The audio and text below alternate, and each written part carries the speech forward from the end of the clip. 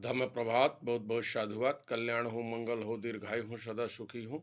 आज हम संगत कर रहे हैं कि हमको राष्ट्र के प्रति, कर्तव्यों के प्रति, अधिकारों के प्रति सजग होने की आवश्यकता है। राष्ट्रीय मुद्दों पर मुखर रखने की आवश्यकता है। लोकहित, लोक कल्याणकारी, जनहित मुद्दों पर व्यापक विश्लेषण की आवश्यकता है। साथ ही साथ वैश्विक परिदृश्य में भी हमको मुखर रूप से व्यापक विश्लेषण की आवश्यकता है। बेबाकी से अपनी बात को सोशल मीडिया के प्लेटफॉर्म में रखने की आवश्यकता है। आज जब हम भारत राष्ट्र के बारे में अपनी बात रखते हैं तो निश्चित रूप से ये बात आ रही है कि वर्तमान के शासन करने वाले लोगों ने जाति और धर्म के नाम पर सांप्रदायिक सौहार्द बिगाड़ने का काम किया है।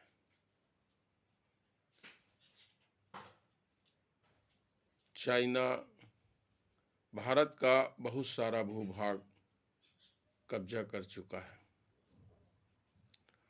सत्ता कर रहे लोग साजिश और षड्यंत्रों के बल पर सत्ता पर काबिज होकर जनमत बनाए रखने के लिए बुनियादी मुद्दों पर लोगों का ध्यान आकर्षित न हो, इन मुद्दों पर बुनियादी आवश्यकताओं पर आम जनमानस व्यापक विश्लेषण न कर सके, व्यापक तर्क डिबेट न कर सके, इसके लिए पाखंडी जमातों को आगे करके और यह साला खेल चल रहा है। कहीं यहाँ पर हमला, कहीं पर आतंकी हमला, ये तमाम तरह की प्रक्रियाएं हैं जो शासन के प्रति अंगुली पैदा करती हैं कि यह जो सारा खेल चल रहा है वह सत्ता के षड्यंत्र का खेल चल रहा है। महत्वपूर्ण बात यह है कि जब भारत 1947 में अंग्रेजों से सत्ता का हस्तांतरण हुआ था तो उस समय भारत ने, जबकि कमजोर स्थिति में था, उस समय गुट निरपेक्ष आंदोलन का अगुवा बना। न तो मॉस्को की तरफ गया, न वाशिंगटन की तरफ गया।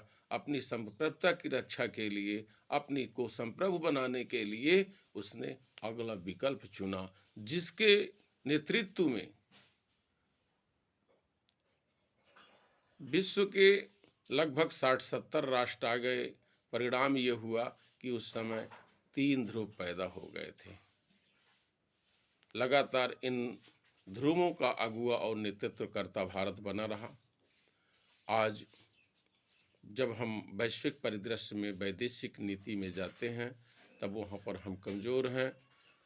आज आप देख रहे हैं कि खाड़ी में तेल पर कब्जा करने की फिराक में अमेरिका ने पूरी दुनिया को युद्ध में झोंक दिया है।